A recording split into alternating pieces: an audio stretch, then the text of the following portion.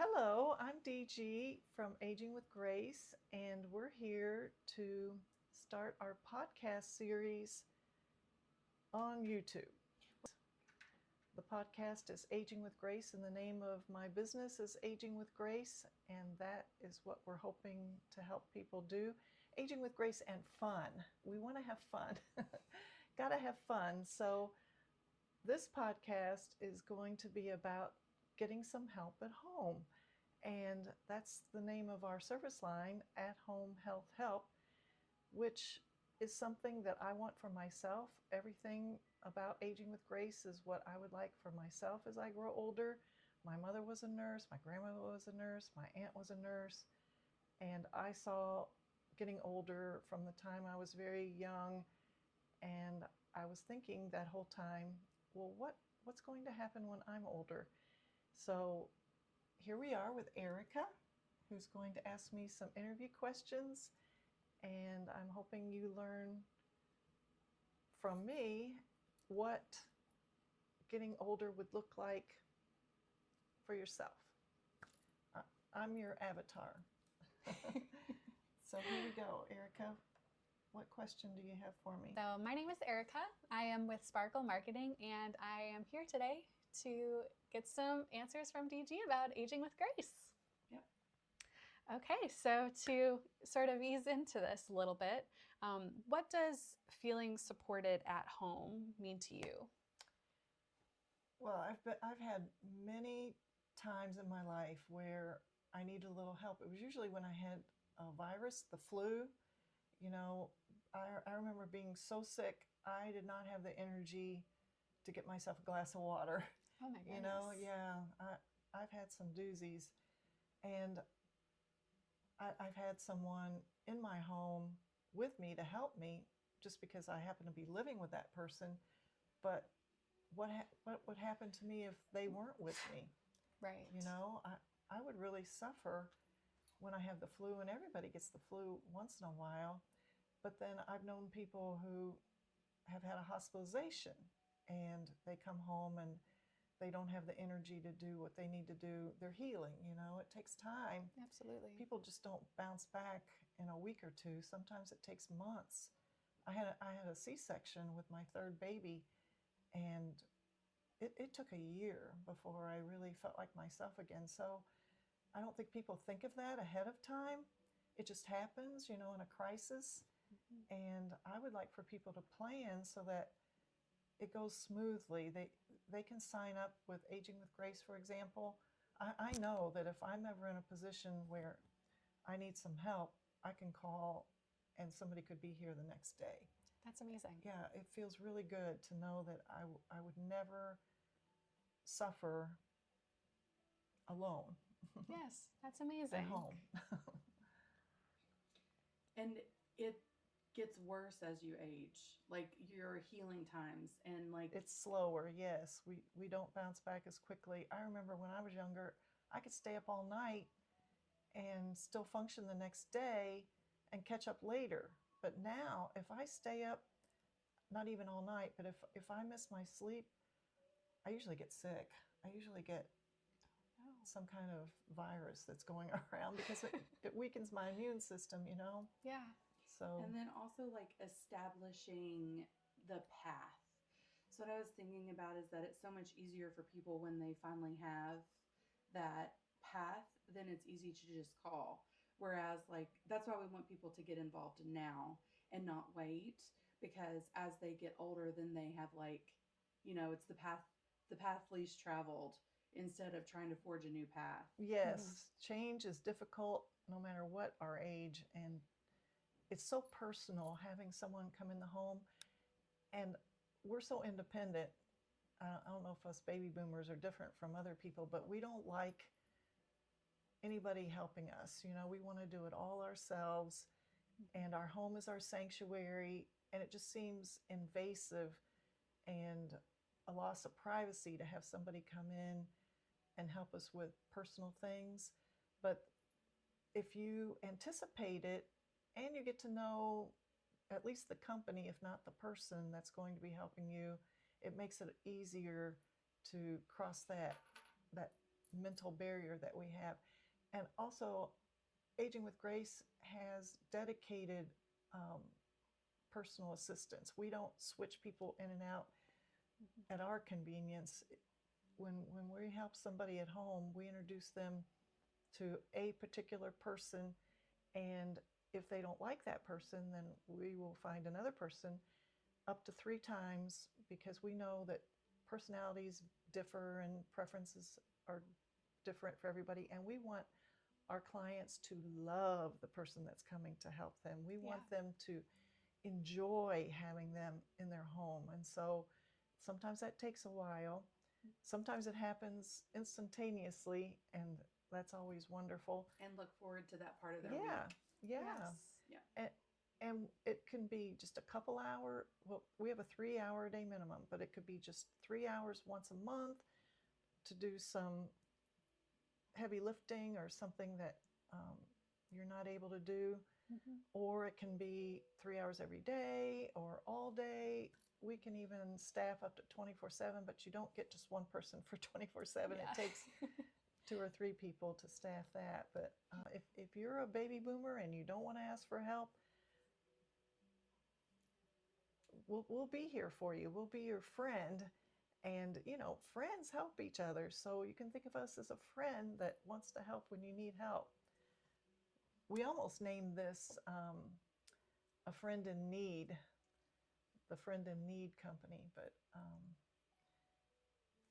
we went with Aging with Grace. I like that. You know that James Taylor song? You've got a friend, just call, I'll be there. That could be our theme song. We'll add it in. So DG, when you picture your ideal day at home, what would that look like? Or for anyone that were to use Aging with Grace as services, what does that look like for them currently? Well, it's unique for everybody, right? No two people have the same routine for their day, and that's an important part of what we do with our at-home health help, because each sometimes I call people members because I tend to think of it as a club.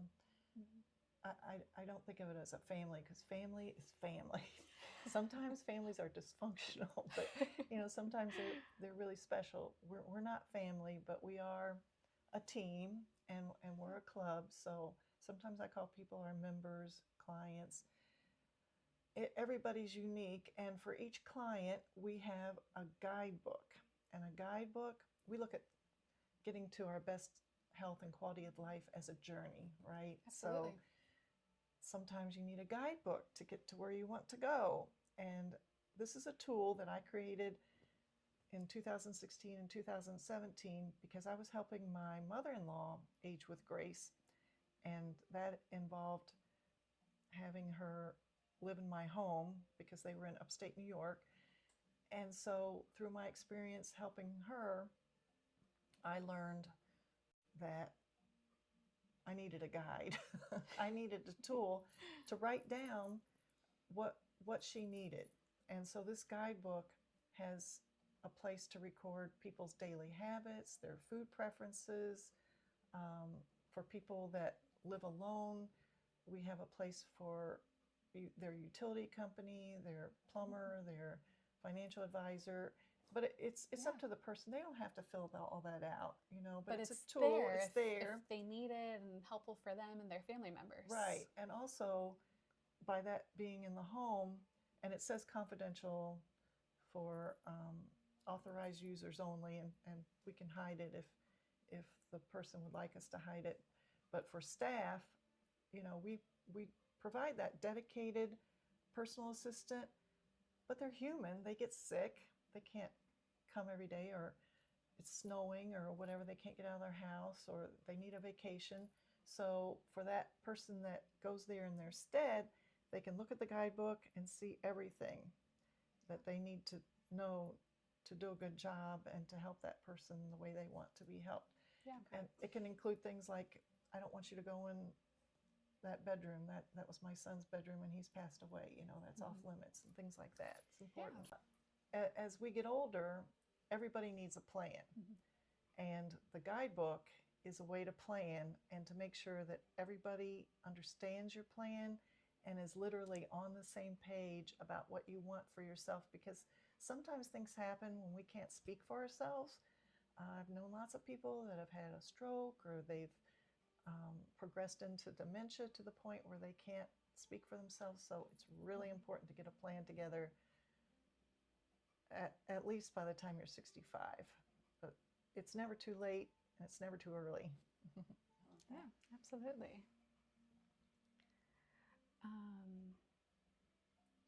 What sort of concerns come to mind when you think about accepting help at home? Well, the first thing that comes to my mind is I want my house to be clean for the person that's coming to help me clean. Yes. And I don't want anything embarrassing left out. So that really is, it shouldn't be a barrier, but I understand how people think. And so please don't let that be a barrier. We know that everybody's human, and your mess is just like everybody else's mess. So don't think that because you have too much clutter, or because your kitchen, your dishes are in the sink and they've been there for a week, that you don't want somebody coming to help you, because that's what we're there for. That's what we want to help you with. And we even have specialists. If you have a very, very, if you're a person that likes to save everything, and you're a very, very thrifty person, we have specialists that can come and help you declutter. That's very common too, and we can help you with that. We can help you with anything. Don't let that be a barrier. What if I can't afford it? We are Aging with Grace is a contractor with the federal and state government, and we can provide help for people with limited funds through the Medicaid home and community-based waiver if that person qualifies. There is a wait list and it is a process, but the sooner one applies for that, the better, even if you don't need help. And I also encourage people, even if you don't have any money, or even if you do have money, everybody should see an elder law attorney, because they are the experts when it comes to finances and growing older. Okay, awesome. Have you ever thought about what kind of support you might want down the road, and has that helped you run with Aging with Grace, putting those thoughts that you have in what I want and helping other people, and envisioning what thoughts might be going through their head and what support they might need or want? Right. Well, I think I'm a pretty typical 70-year-old, and since I started the company back in 2010, and even before that, I thought about what it would be like to be older, because I was around a lot of older people. And so, yeah, I've designed everything according to what I think, do unto others as you would have them do unto you. So I'm very conscious of structuring things and having services that I think would benefit me, knowing that if they benefit me, then they would benefit other people like me. And there's a lot of us baby boomers out there, but I am female, so I'm not sure that what I like would please a man. I mean, I have a man in my life, and he seems pleased with what we're offering. But like I said, I'm a woman and I design it for me. So the help at home, and the help at home is great. Everybody loves their home, and everybody needs some help at home, because there's house cleaning and laundry and meal prep and all that sort of thing. But just being at home with one person, I wouldn't like that. you know, you can't be, one person cannot be your end all be all, even a spouse.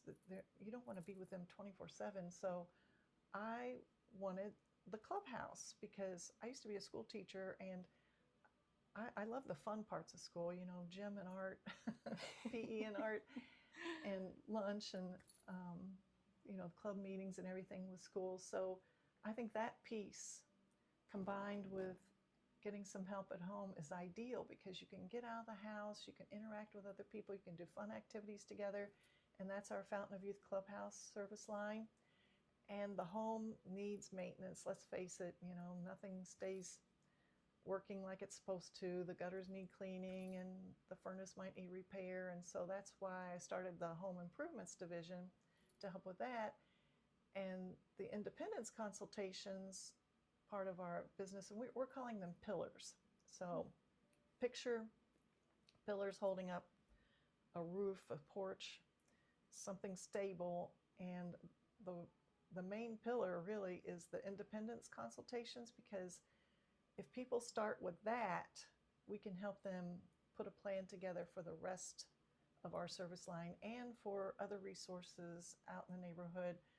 We do provide transportation with our at-home health help, and our clients can have their own car driven if they're paying privately or with long-term care insurance, but also our employees have a car, and we make sure that their car is in good working order and that they have insurance.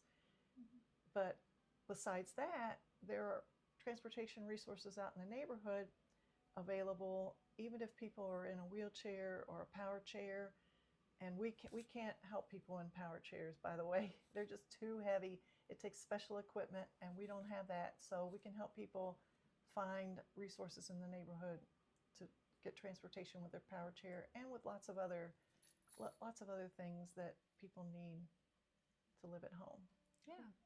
Do any of your members or clients, do they ever share any sort of feedback for any one of the pillars on maybe ways that it could be improved, or just something that they would like to see differently? Definitely, and we've changed over the years.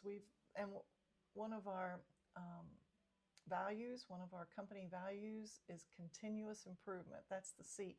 Our company values are I care. That's the acronym. And I stands for improve your health and quality of life. That's our mission, to help everybody to their best health and quality of life. So that's the I, improve your health and quality of life.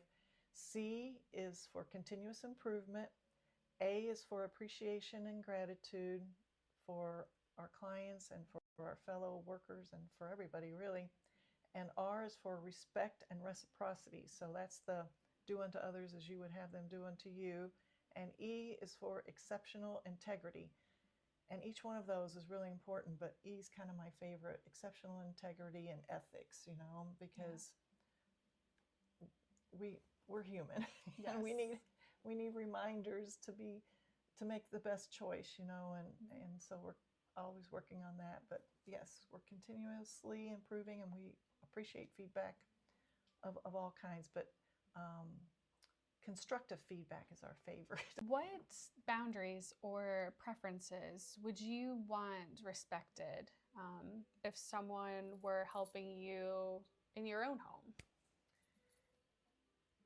I would hope that they would respect my property the same way I would respect their property. But yes, that is a concern, because as I said before, our personal space is our personal space. And I've had nephews that have come into my home and broken things. You know, they were kids, but still, it's not fun, you know, to have somebody come into your house and break things. And so that's our respect and reciprocity company value.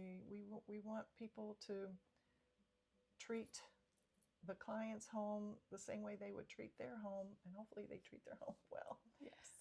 Not that everybody does, but that's where we need the feedback, though. We encourage our clients, and it's anonymous. They don't have to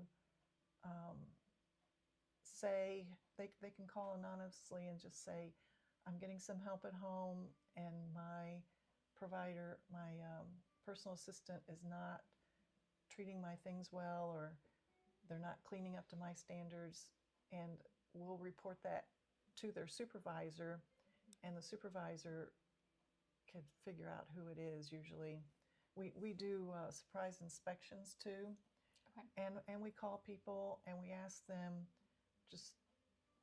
we have a schedule for calling them and asking, but it's an intentional way of checking up and making sure that the personal assistant's doing what they're supposed to do, because clients are reluctant. They love that person that's helping them, but they don't love everything that they're doing, and they don't want to tell on them. And so sometimes we have to dig a little to get the real story on how it's going in the home. Yeah. I encourage everybody, if you're getting help at home, it doesn't cost much at all. Get a camera. Get several cameras.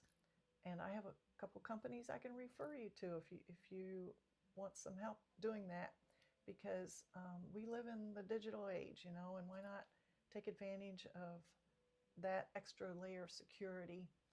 And people are people, and we do our best. I mean, we really, really, really triple screen our applicants that are potential personal assistants. We do a national, local, state fingerprint. They have to go to a special place and give us their fingerprints.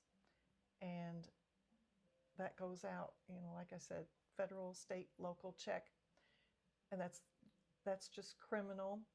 But we also do a registry check. So there's the neglect and abuse registry check for adults and children, and the sexual abuse registry check. And they have to go get a TB test. I feel sorry for them. I hate that, where they stick you with needles, but everybody has to do that. Mm-hmm. And they have to pee in a cup and get a drug test. And they have to sit in class for hours learning. It's like education with a fire hose. It's just so much. So we have ongoing education. Mm-hmm. And they have to give us their driver's license and their car insurance. And they have to sign all kinds of agreements.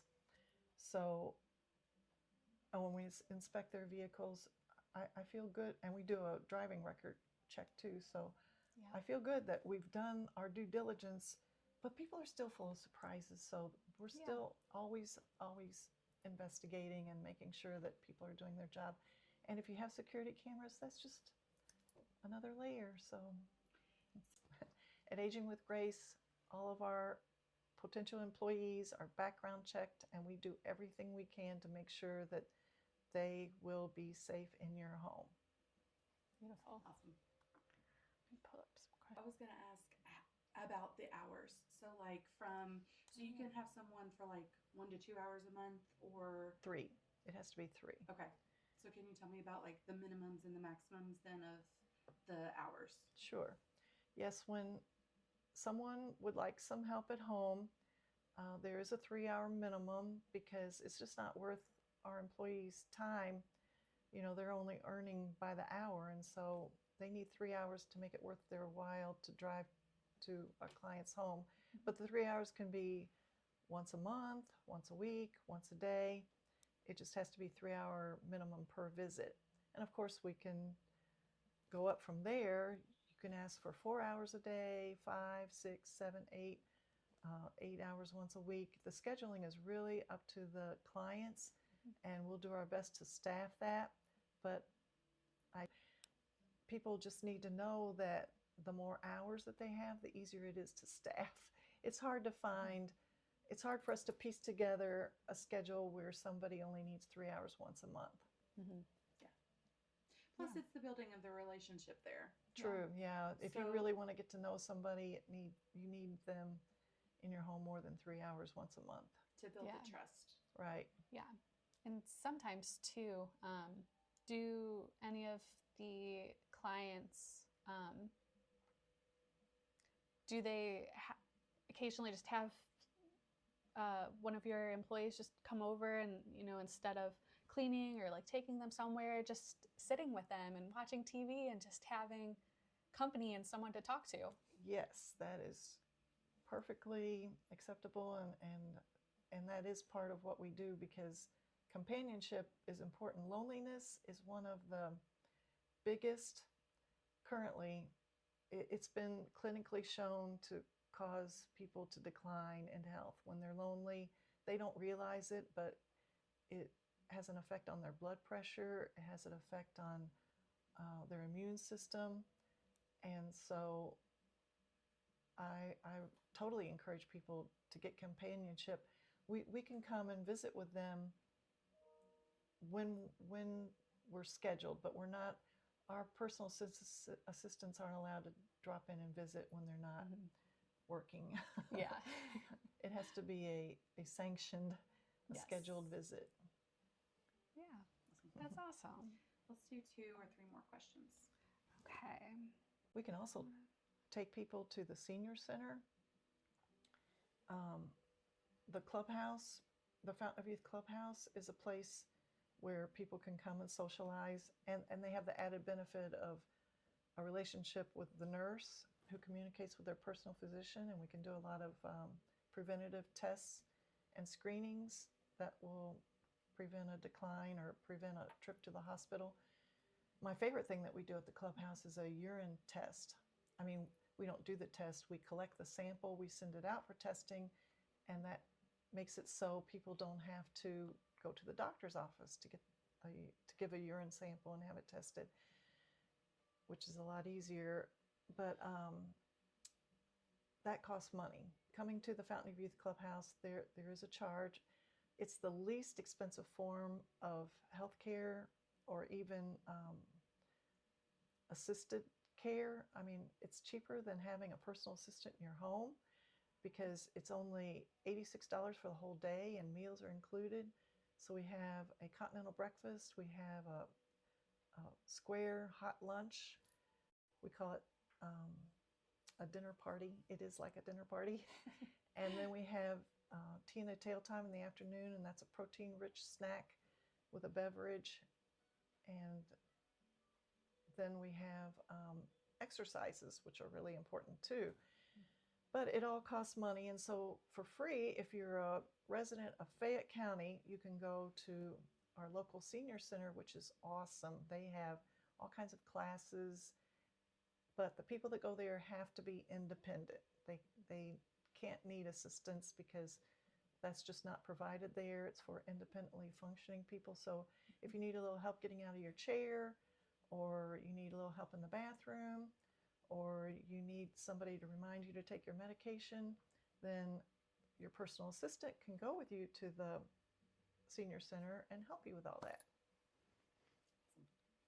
Wonderful. So speaking more so on the independence aspect of things,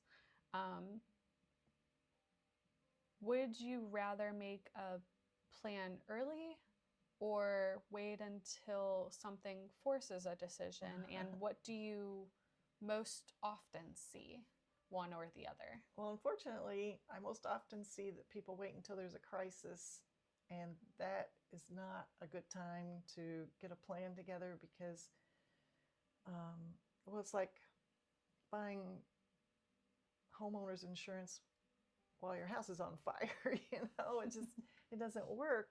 So the best way is to plan ahead, and I think 50 is a great time to put a plan together, at least to get the legal documents together in case of an adverse health event.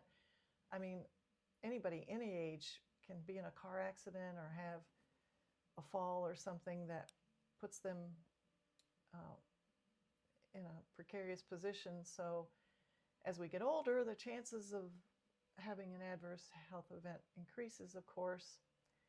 But the best insurance, this is what I want for me, is to take care of our health, to eat well and to get our sleep and to exercise. But even then, things happen, and so it's just best to plan ahead. And it doesn't mean that because you're planning ahead that it's going to happen. It's just there. And to me, it gives peace of mind. I'm hoping it doesn't happen, but just in case it happens, I've got a plan. Yeah, absolutely. So you said that you have a lot of the clients are women. So if they're 50 years old, 60 years old, their parents are still around, um, what would you tell them, or what would you make sure that they know, so that way they have peace of mind knowing that they don't have to be there every day taking care of or watching over their loved one? Oh yeah, that's huge, and that probably is the largest demographic that comes to us for help. It's the children of the parent who is, so they're in their 50s or 60s, and their parents are in their 80s and 90s, and they're declining in health, and the children see that, and the parents aren't really aware that they need help, and so the children are in a pickle. I mean, they're conflicted because they want to help their parents, but their parents don't want help. They don't think they need help. And it would be so much better if the parents, when they were in their 50s and 60s, made a plan so the children understood what they wanted for themselves, because the children usually don't know. And the children in their 50s and 60s don't even know what their parents' finances are like. They don't know if they're able to afford. People don't discuss their finances with their children usually, which is a shame, but the money is important. You have to pay for, and I've met people that have long-term care insurance, and they think everything's taken care of. I have long-term care insurance, but that I liken that to having a bunch of gas, and no vehicle to put it in. You saved up all this gas, good for you, but where do you want the gas to go? So the parents need to tell their children where they want to live when they need a little help, and who they want to help them. And that way the children can put the plan into place when the parents need help, because, as I said, the parents usually don't think they need help. They don't see the need for any help, and it's difficult. And driving. That's my next podcast. I'm going to do a podcast about driving, because the children see their parents driving and they're worried about their safety and the safety of others. And it is so difficult to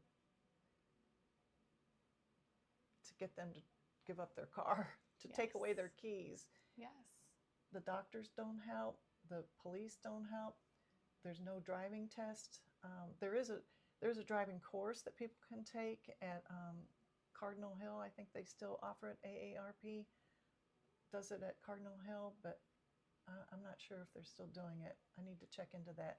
But if you take this driving course, that's a good segue for their parents. If they can get their parents to take the driving course that the AARP offers, and say, Mom, Dad, this will decrease your driving insurance, so let's take this course and you won't have to pay as much for your auto insurance.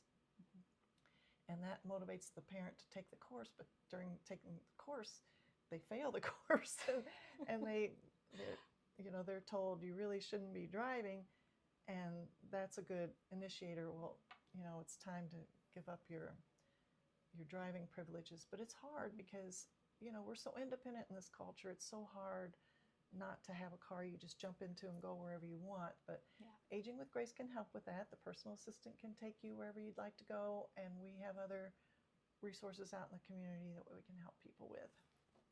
Beautiful. Not so bad. You're not alone. Nope. But I'm looking forward to self-driving cars myself. I want one of those. Yeah, that's so cool. Yes. Yeah. It'll be fun to get around. I have a robot vacuum, a Roomba. Oh, cool. I love it. She's so cute. She says, I'm going to empty my dust bag now. And she goes in there and empties her dust bag. Get her a She little talks to us. adorable. rabbit or something. Have her be like some eyeballs. Yeah, we should dress her up as a creature. It is like having a creature. They sell robots that are personal assistants now. I did a podcast on that.